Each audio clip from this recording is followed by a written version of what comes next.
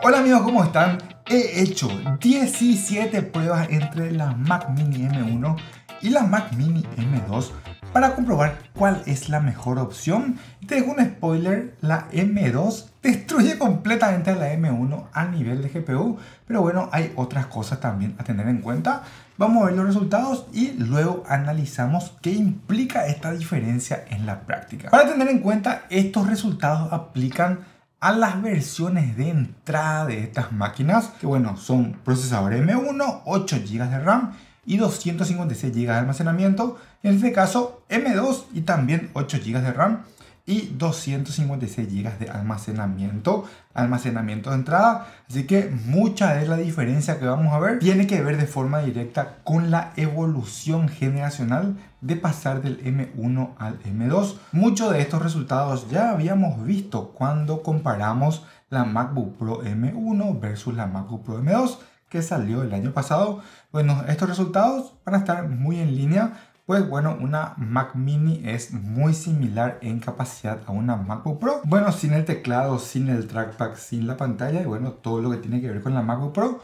Pero a nivel de capacidad sí son bastante parecidas. A nivel físico, a nivel estético, estas máquinas son completamente idénticas. Y podemos ver que la cantidad de puertos no ha cambiado, pero sí la especificación en algunos puertos, ya que en el caso del M2 tenemos puertos Thunderbolt 4 y esto realmente hace una gran diferencia a nivel de velocidad en el puerto. Empecemos comparando entonces las CPU con Geekbench 5.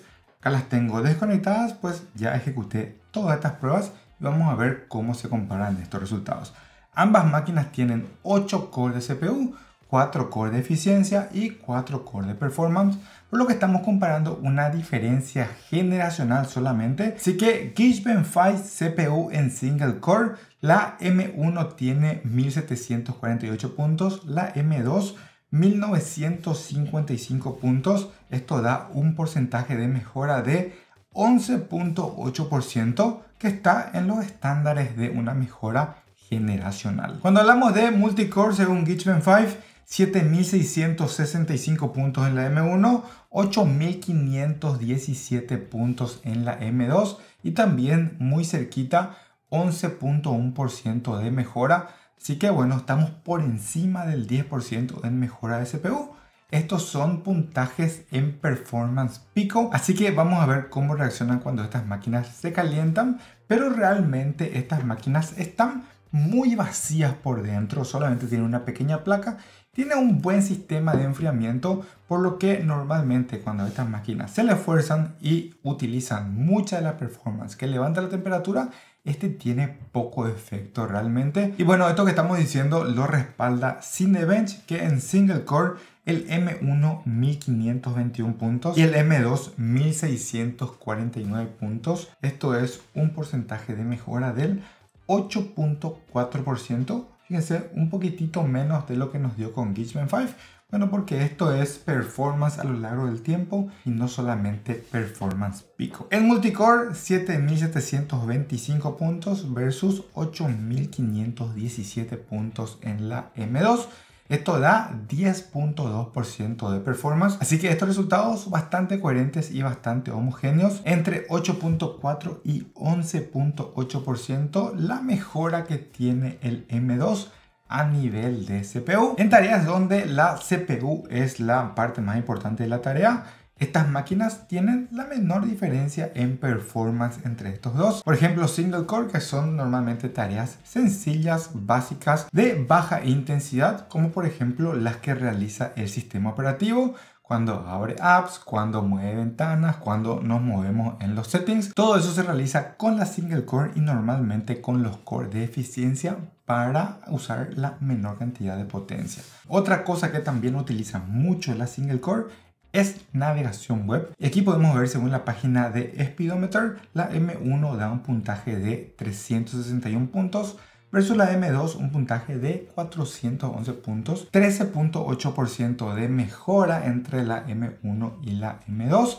siendo la M2 más potente y por lo tanto vamos a tener una pequeña mejora a nivel de experiencia en la navegación web, en la ejecución de JavaScript, en la ejecución de sistemas web, como por ejemplo puede ser un CRM web o cualquier interfaz que requiera que interactuemos a través de un browser.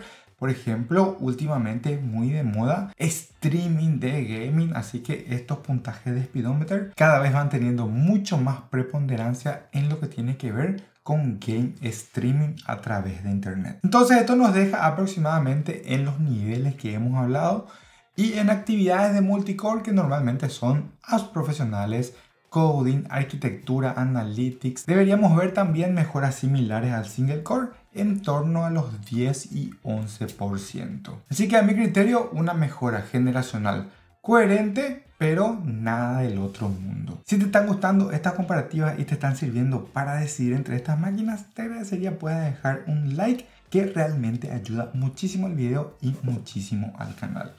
Ahora hablemos de las gráficas, que es donde la M2 se destaca. Como vimos al comienzito del video, ya habíamos observado este mismo comportamiento con la MacBook Air M2 que tengo aquí cuando lo probamos.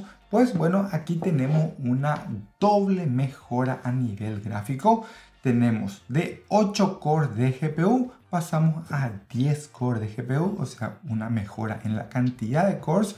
Y cada core es más potente, pasar de una generación anterior a una nueva generación. Según Geekbench 5 en GPU para pruebas de Metal, la M1 22.294 puntos y atiendan M2 31.062 puntos. Esto que da 39.3% de mejora.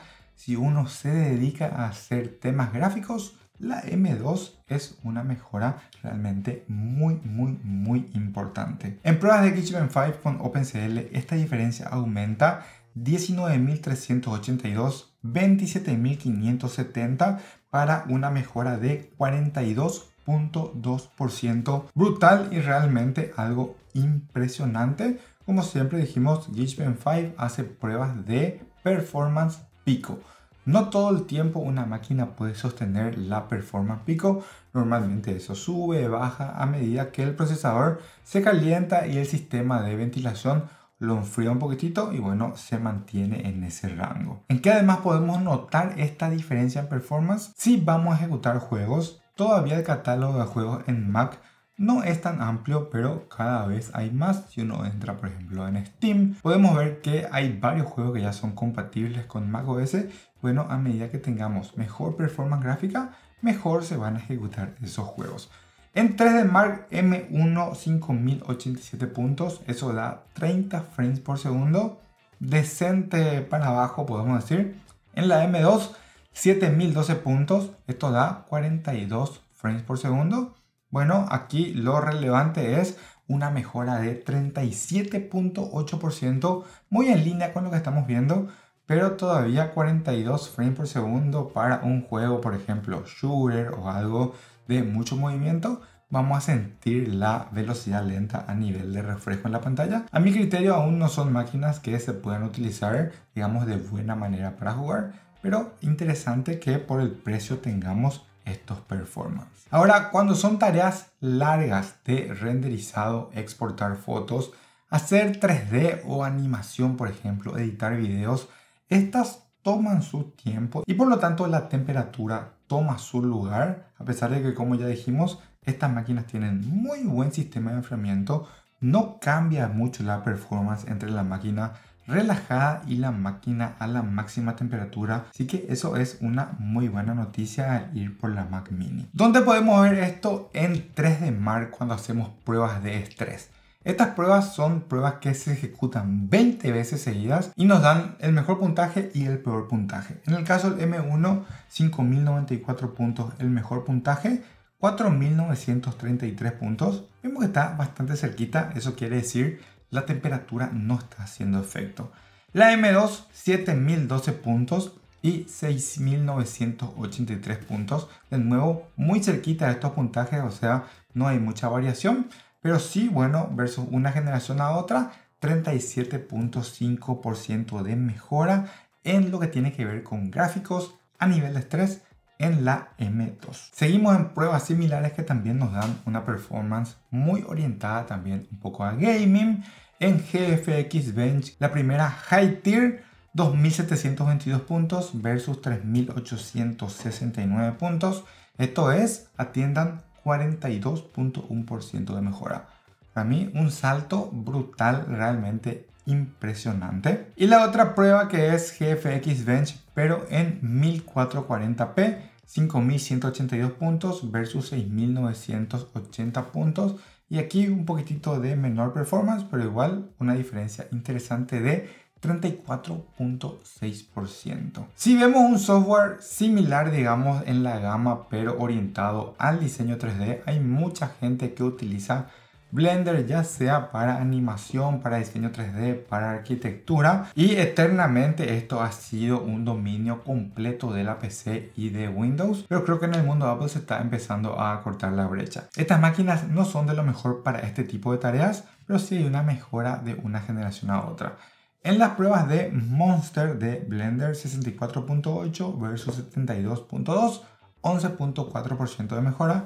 Aquí es donde estas máquinas sufren. Esta prueba se llama Youngshot, utiliza mucha RAM y el puntaje es muy bajo, solamente 5, y bueno, en la M2 5.5 puntos.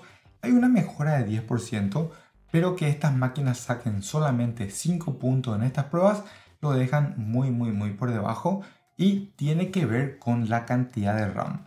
Por más de que tengan un M1 y M2 que son buenos procesadores, en estas pruebas, por ejemplo, los 8 GB de RAM hace que estas máquinas no puedan ejecutar bien.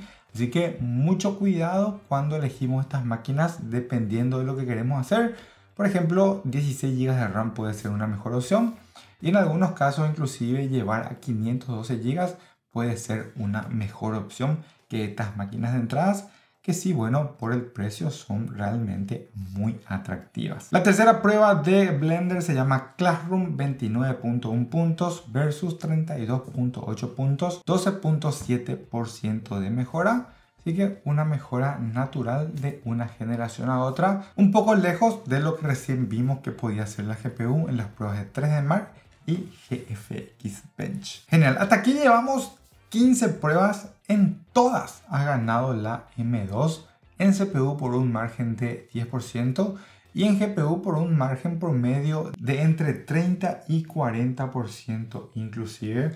Así que démosle un respiro a estas pruebas y veamos en qué gana la M1. Pues cuando hablamos de las SSD, bueno, aparentemente las versiones anteriores eran mejores que las que tenemos actualmente. Desde las máquinas 2021 hasta, bueno, estas del 2022, y seguro esto va a ser una tendencia que continúa, Apple ha hecho unos cambios en la cantidad de pastillas SSD NAND. Bueno, mi intuición es que para reducir costos y mantener precios, o como en el caso de la Mac Mini, reducir precios, porque esta máquina ha caído en el precio $100 versus la versión anterior.